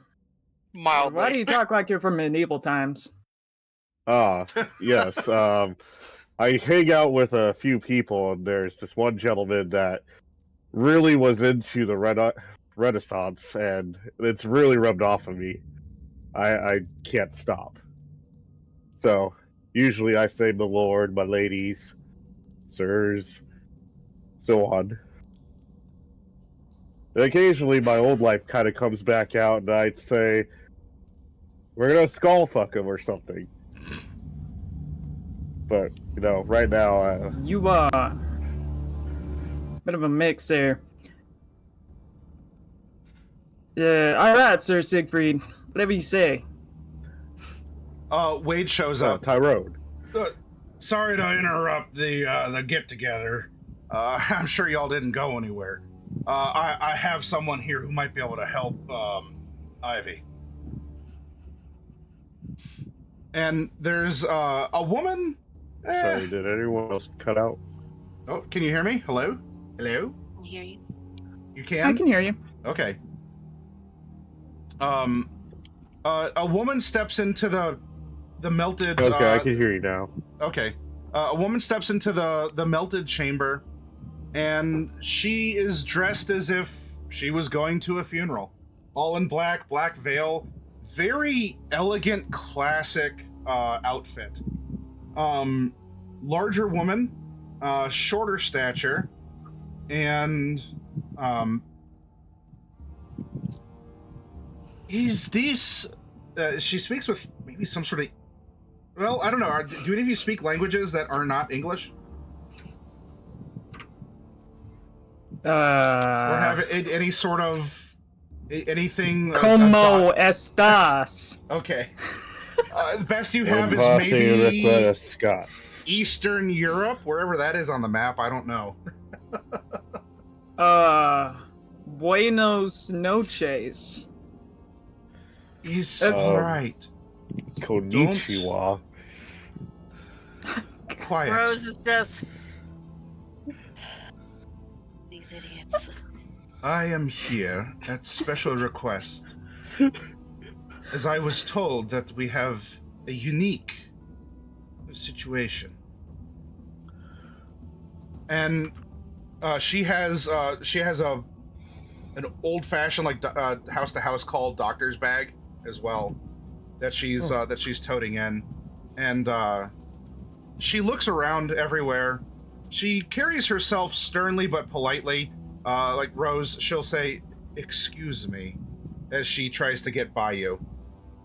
She's looking over Madame Duloc's work, and she nods here in a couple places. She makes a disapproving face.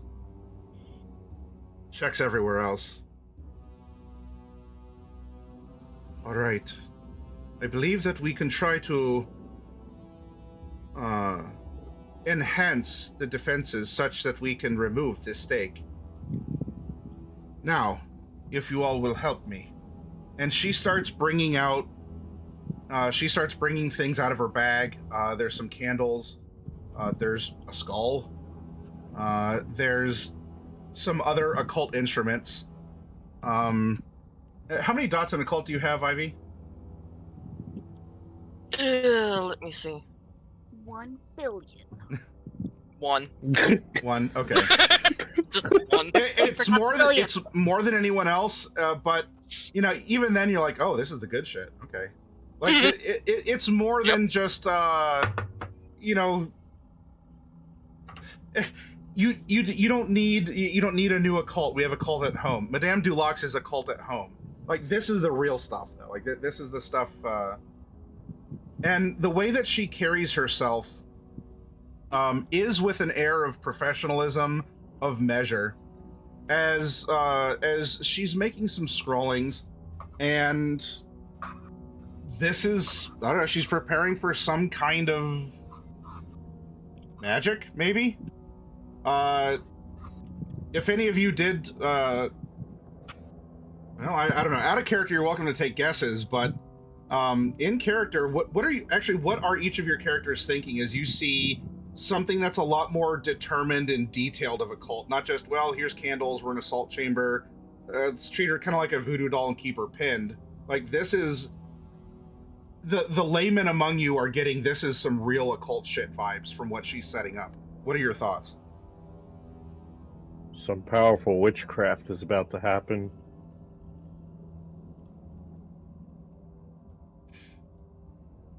Clyde? Just Protective. makes Okay. yeah. Powerful And just witchcraft? boil, Go ahead. Like just like most kind of things... like you first. Sorry. Oh no, you go ahead. Oh no, it's just like the night blood is kind of like rising up because it feels like straight up witchcraft, and it's just like shit. We're just Okay. gonna see what's happening. Rose? Like most things with kindred society, Rose is withholding judgment. She's curious, she's interested, but it's outside her expertise. Okay. You who are her friends, I ask each of you spill some of your blood in order to help hold her during this ritual. She's gonna pass a flask around. Not that you're down a point of blood, but Clyde, this is probably, you're like, the things I do for love, because you're already riding pretty hard. You're at 4 hunger, right? Yeah, I'm gonna have to eat, otherwise I'm not gonna wake up tomorrow. Can I spill like a little extra blood for Clyde so that way he's not like, No. dying? I mean, So actually you can bring this up, because especially, I mean, you look messed up. It's obvious that you're going through stuff. Your body's probably at least used whatever, a portion to heal, blah blah blah. That's what she doesn't know your details. You Tyrone, you may, though it must be from Clyde. Clyde must drink from you and process the blood. Which, Clyde, that's already like, oh woman, you have no idea what I just went through. That was me for a while on a machine. You know what? I got some people I'm just gonna call after this. Folks who'd probably be out partying right about now. So, I'm not gonna worry too much about it. I'm gonna go ahead and spill the blood myself. I don't care. All right. all right, man. Part of this is a challenge. The other part of this is I'm not gay. Well, he doesn't. Tyrone sees it more like a brotherhood sort of thing because he feels responsible for all this. So it's just like, oh, I help out our brother, but it's like I'm not gay. It's just like I'm not here. Am I? It's okay. Your fangs aren't touching. It's cool. I have a wife. Just tipped. So you spill this last part, and this has you super. You're not down that last point, but this is really as you edgy, Clyde. So I mean, hey, if you like edging, you're getting it all tonight. And so as you say that, she's using your blood, the blood of these who are close to her, as a part of the ritual to set up. The candles that were used, that Madame Dulac had, were replaced with those out of her medicine bag of some kind. And the skull had some things arranged on it in a particular fashion that she'd go back and adjust as she was, I don't know, like getting a feeling, taking a measurement or something. She would adjust some things on a skull.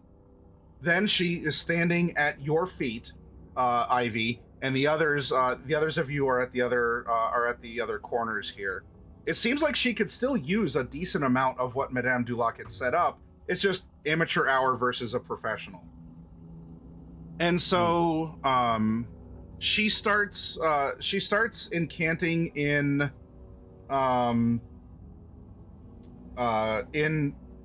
you might not be able to speak it, but you're like, it's one of those romance languages, maybe Italian. maybe. Oh, spaghetti. Spaghetti marinara. I got you. Yeah, it's a. And as she does, the lights begin to change such that this salt room glows red with Ural's blood. As the blood seems to illuminate and fill this kind of reflective white chamber, especially with that the sort of inverted disco ball mirror at the very top. Ivy, of course, you're looking up and there's this like melted statue of a woman over you as well. And now instead of fire that's licking up because of the harsh mirrors and the harsh light, everything almost seems like blood dripping down this water eroded chamber. As it is, the light is coming out from the blood, but is also sort of returning back down to it as well. She starts chanting, and as she does so, she starts walking over you as she's in this funeral gown. And at the height of whatever it is that she's saying, she stops and reaches down, plucks the stake rather effortlessly from you, and you feel just every centimeter of that stake slide out of you, Ivy. It's uncomfortable. It's a relief. It's uncomfortable, but also there's that feeling inside you. It's a little different this time. It's not quite as panicked. What's going on? The occult. It's a cult to some, a religion to others. Your reaction is similar, though subdued. Like, you can't lash out like you were when you were surrounded by religious iconography in East of Eden. You are here, but there is a force that's not the actual physical debilitation of your body that's holding you back. So something is pressing you, and it's not the woman. She's over you. At most, you have like the hem of her dress holding you down, but there is this pressing on you,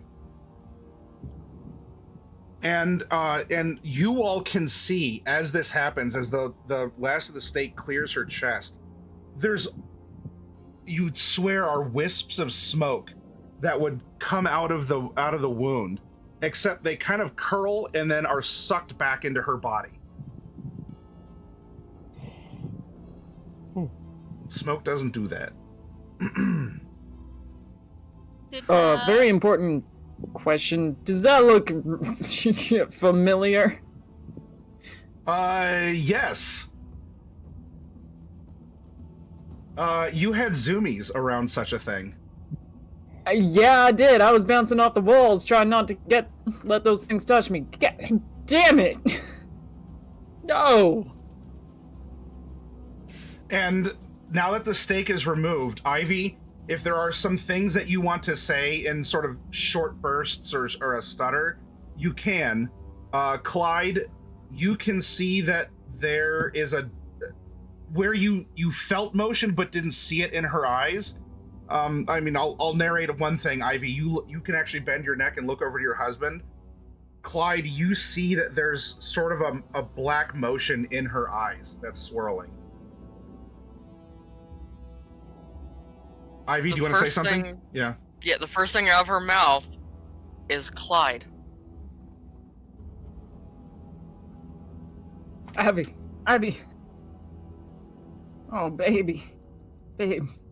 He kneels down to her and, like, holds her head, having her eyes and, like, just gazing into them. Stay. You must stay strong. Stay where you are.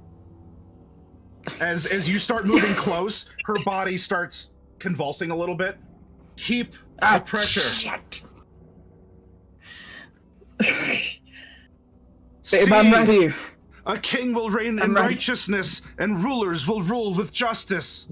Each one will be like a shelter from the wind, a refuge from the storm, like streams of water in the desert, and a shadow of a great rock in a thirsty land. As she's incanting this, and she's doing this in her accented English, so you're able to understand this part. that shadow is coming back out, but instead of sort of flailing around, it seems maybe it's almost like it's being drawn out a little bit, like it's controlled or it's subdued as well, like she's trying to like wiggle a splinter out of a wound or something. Then the eyes of those who will see will no longer be closed, and the ears of those who hear will listen.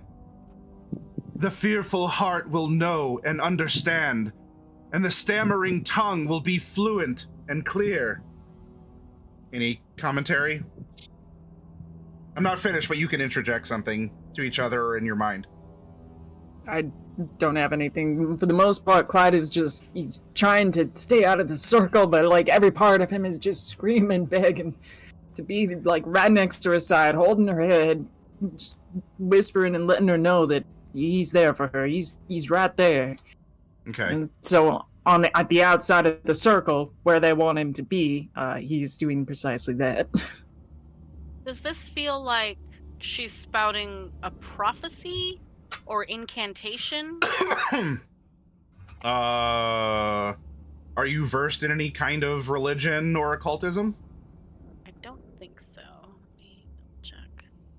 Definitely not occult. I don't know if there's anything else that would go with that. Maybe history or something. I have a super high investigation score. This is something. I mean, it seems like it would be magical or something of faith or something. It's something you haven't seen. In this moment, and she has more, but like in this snap as you're questioning this, right, Rose? Yeah. Tyrone, are you good, or do you have an internal monologue or something? Tyrone's kind of just itching to grab his sword sort of thing, but he's just having faith in the new people he just met for the most part. He's just ready to get into action if things go south. Okay. All right. Those butt cheeks are getting clenched, right, Tyrone? Yep. All right, my cakes are getting dry. Yeah, there we go. All right. So she continues. This was after the fearful heart will know and understand, and the stammering tongue will be fluent and clear. No longer will the fool be called noble, nor the scoundrel be highly respected. And as this happens now, there's a localized wind that starts blowing through. Clyde, your hair is fantastic in the wind, by the way. It always has been. And as the wind is picking up, where you're getting a little bit of that strobing effect now that you saw, Tyrone, at East of Eden, where it's not a strobing of light, but a strobing of the shadow, where everything is either red or black, with the light and the shadow that's playing out here. And the tendrils start growing out more and more from the wound in Ivy's chest. For fools speak folly, their hearts are bent on evil. They practice ungodliness and spread error concerning the Lord. Rose, at this point, you're like, oh, this is a prayer of some kind.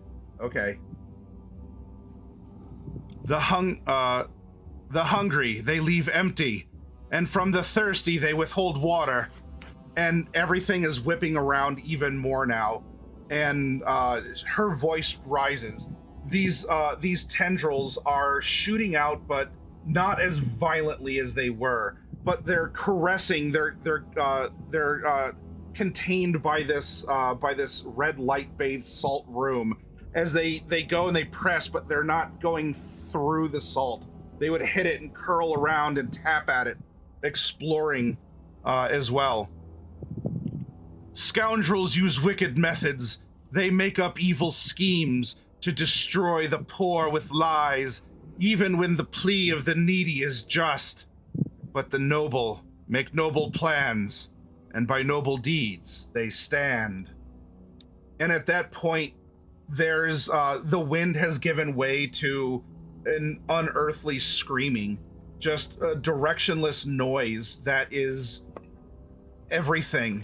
It's screams and moans, and it's a million voices all at the same time. It'd be kind of like if you were a modem and just listening to a connection. Like, it's just your brains are just getting the individual like bits and signals. If any of you ever wondered what it's like to be a Malkavian, this might be a taste of it. So, Clyde, maybe in particular, this is empathetic to you. As the voices, the voices are everywhere and swirling. Everything is strobing red, and she holds her hands up, and with a final gesture, she leans forward over on you, Ivy, and holds your face, and as she is looking into your eyes, there's a weird void that you're getting in her as well. It's not the same that you have been combating here very recently, but there is some other emptiness or darkness that you see. And as she's gazing at you with these eyes, hers are confused and grow concerned. And she wobbles a bit and steps back. And as she does, the red light diminishes. So the normal lights are they've never not been normal lights, but everything was so tinged with red, it made your flashlights red. It made everything red. The red and the shadow both disappear. And the VIP falls back, staggering. Madame Dulac holds her and off to the side. Such is not that I have seen. I have stared into an abyss. I don't know if what I've done... and by the way, Ivy, you feel okay-ish? Like you're okay? You don't feel squiggly? You don't feel something moving inside you? You don't hear the voice. So things are peaceful now in this moment. But I don't know if what I did will last.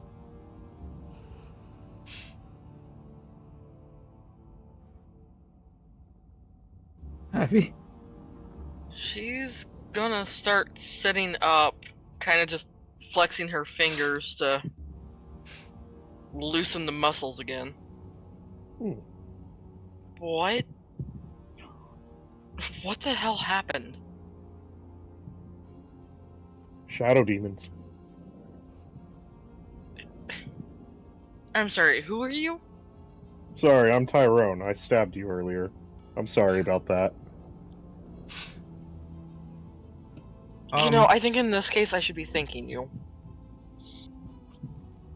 I met your husband, Clyde. Real good fellow. I look over at the two witches. I'm like trying to begging them with my eyes for consent. Like, can I walk in the circle now? Can I hug my wife? Yes, help her up. Help her up. I rush over to her side. Abigail, he pulls her face to him, and he's like, "Are you all right? You okay? You okay, baby?" As you're peeled I'm up, fine now. and you two are in each other's arms, the rest of you can react as you will, but Madame Dulac and this VIP, who simply just introduced herself as Helen,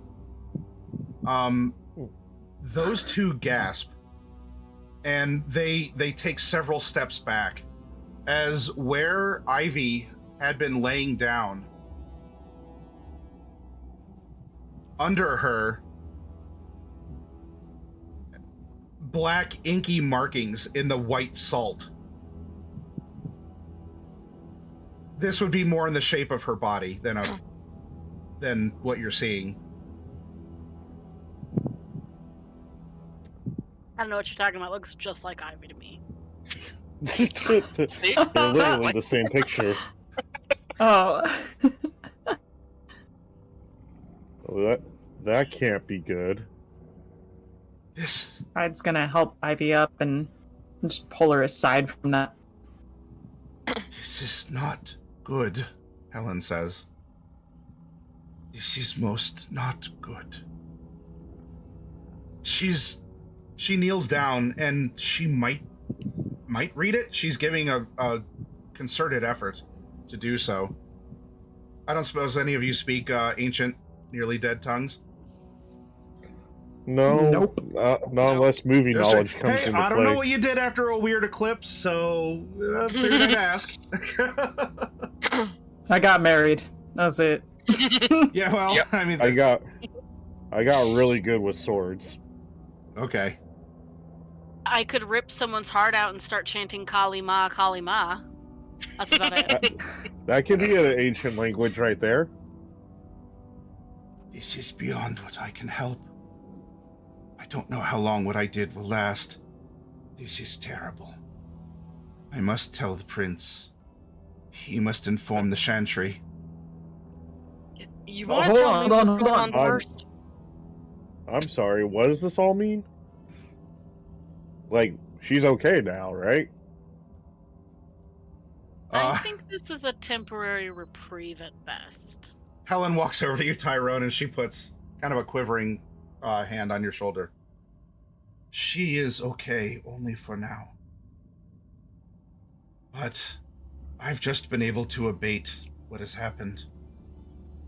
Another will have to look at her, someone who approaches these things differently, as much as I hate to say that I cannot be the one to cure her.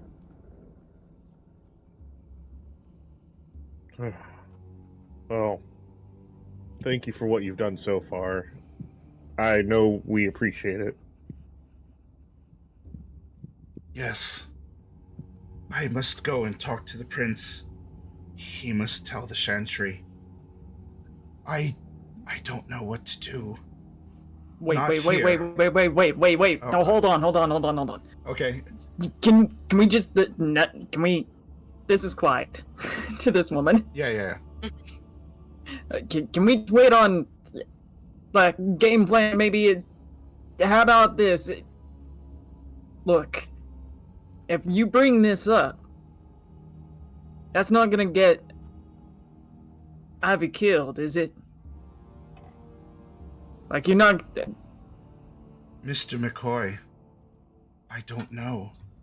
Killing her might actually be what releases this terror. It might be her who's currently the one who's containing it. I don't think it would necessarily end her. I will not advise the prince to bring down the sword.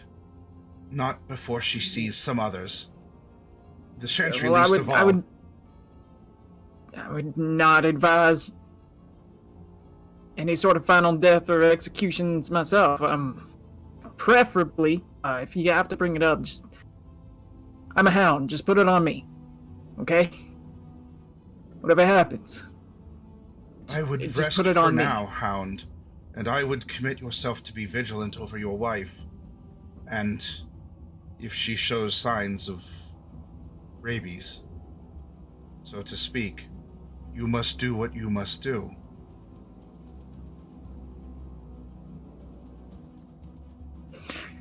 I'm sorry. What exactly is going on with me? Yeah, that's what I want to know too. I'm no expert here, but seems like you are the host of something great and terrible. The knight is correct in his limited words. There is a spirit possessing you, Ivy. I don't believe that it is a mere wraith.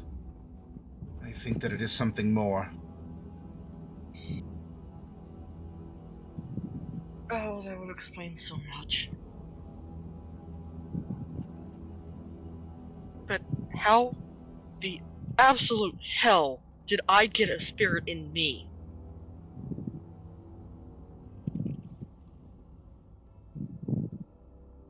I wish I could tell you. We are still trying to figure out so much.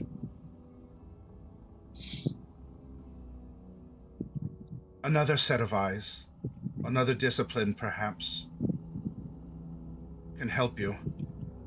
I will make the arrangements with the prince. I would prepare yourself for a visit with the Tremere.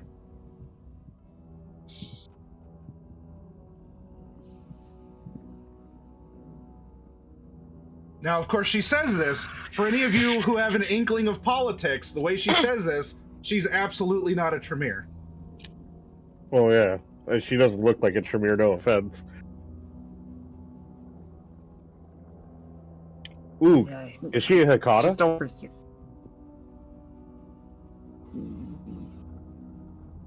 I'm just over here, just growling like. She takes off with Madame Dulac, leaving you all in the graces of the graces, in the tender administrations of Wade. He's been quiet the whole time. Like he does have a serious face because he's like, oh, this is some fucked up. This is some shit. Well, these two have already taken off. Guess you wanna stay down here, Ivy?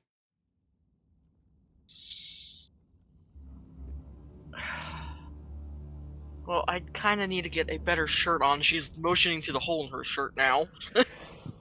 Oh, yeah. Yo, I'd also- sure. Well, you want me to bring that to you? Like I can go get you No. something. No, that's fine. They didn't necessarily say I had to stay down here, now did they? No, she didn't. She seems confident in her work, or at least that she wouldn't have been lying or endangering this place to the prince. Well, if she seems confident in her work, I see no reason why we need to stay down here.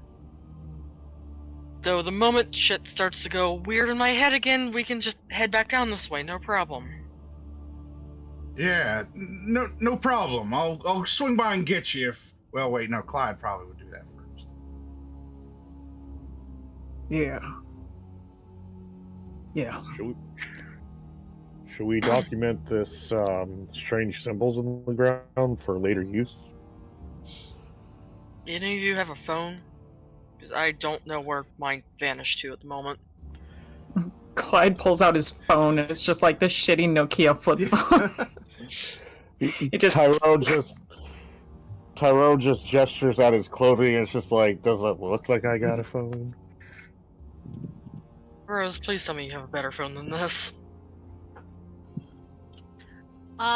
With my connection to my sire, I probably would. A little bit of a daddy's favorite pet sort of situation. Probably not Okay. like super high end, but like, decent. Better than a Nokia flip phone? Yeah. Probably, yeah. Okay. It's like, of course, the You, hippie college student has the best phone. And I will say she has been zeroed, and she has a mask as Oh, hey. well. So So Rose, as you take a picture, it does not show up on your phone. I It's turn it around and show everyone. It's still there. You all can see it. It's not showing up on the phone. Huh. Well, that's some craziness. Maybe pen and paper?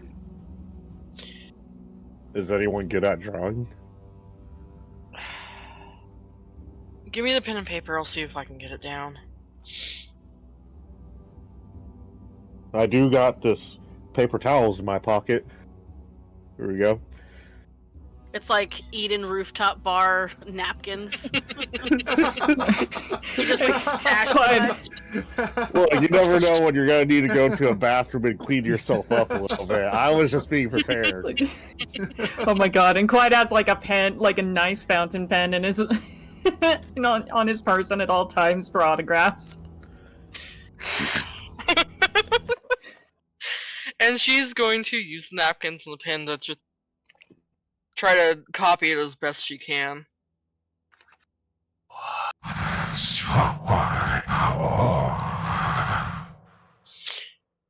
The second it starts, she's just dropping everything. Nope, that's a bad idea. What happened? Voices that shouldn't be there.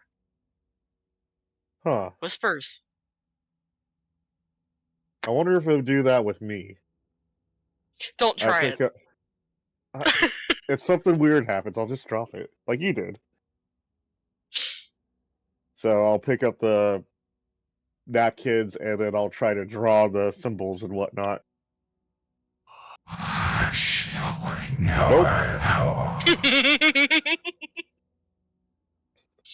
Okay, well, Well, we'll I've just have seen to enough commit it horror to memory. movies to know not to do this. Mm-hmm. And I don't fuck with any of that devil bullshit. Alright. Yeah. Okay, oh, God. Oh, by the way, name's Tyrone. Nice to meet you, Rose. Nice to meet you. And Rose will hold out her hand and provide a firm handshake. Tyrone's enthusiastic with his handshake. Just like, all right. Then until you hear back, presumably next session, about what the next step is going to be, you have the rest of this night to get back to the places that you will be sleeping. As English, the night has grown late after all of these events. You have time to comfortably get back to your havens and other places. Rose, I presume you go to yours. Maddie, Yeah? I'm at 5 hunger. Would I have time to utilize my herd?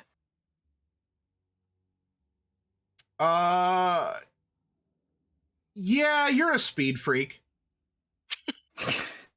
I was about to say, I can get you a rat. Just fucking do it, quickie. Okay. A couple of your ass hairs might get singed on, as the sun's coming up, but I think you could do it. All right, beautiful. Yeah, I'm just gonna pull down 2 hunger.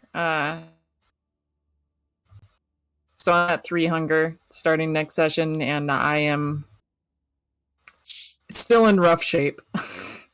Ivy, are you staying with Clyde, or what? Are you cohabitating? Clyde has actually moved in with Ivy. Okay. Oh, okay. Yeah, there is not a chance in heaven or hell I would have left her alone. Okay. All right. Ivy, where do you stay? She's got her own small kind of 2-bedroom apartment, and Okay. she allowed Clyde to move in. So. Okay. Is that set up as a haven per dots? Yes, Okay. it is. All right, Rose, you have yours, or do you want to have a sleepover at Ivy's house and everyone stays together? We can all have a sleepover? Yeah, you can hit each other with waifu pillows and use a Ouija board. Yo. I was gonna say, I think Rose would approach Clyde and Ivy together and be like, "Hey, I'm really worried about you guys. I don't want to be too far away if like shit goes crazy again. Can I come stay at your place? Like, do you have room for a third vamp? Yeah, you can. Okay, I can trust you. I in can the sleep in a library, closet. I trust you in the library, so you can stay in there if you want, or we can just find a way to close up the windows in the living room, and it'll be fine. All right, yeah, as long as you guys are cool with it. I don't want to be, clear across town because I live kind of out in the boonies a little bit. Rent's cheaper out there, but yeah, I just don't want to be too far away. Tyrone, what about Worst you? case- Oh, I was about to see if anybody had a couch I can sleep on for a bit. It's been a while since I slept someplace comfortable. I'll get you a place. Sounds like y'all have plans, and I'll form the head. Now, if you'll follow me, let's get the fuck out of here. This is giving me the heebie-jeebies. And he turns around, and this is me talking to you. And he, motions to his face.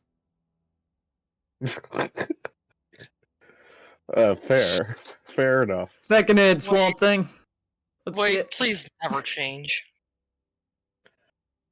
This is my first time meeting you, and I am thoroughly amused. That just proves you're a smart man. I'm nothing but a bucket of fucking joy. Anyway, come on.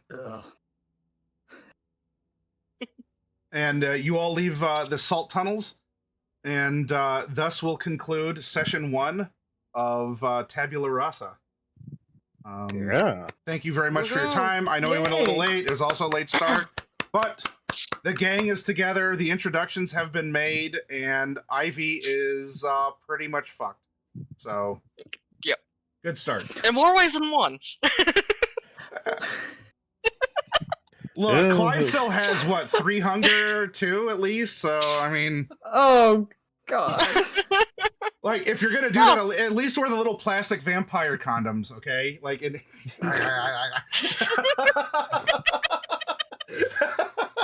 Oh my lord.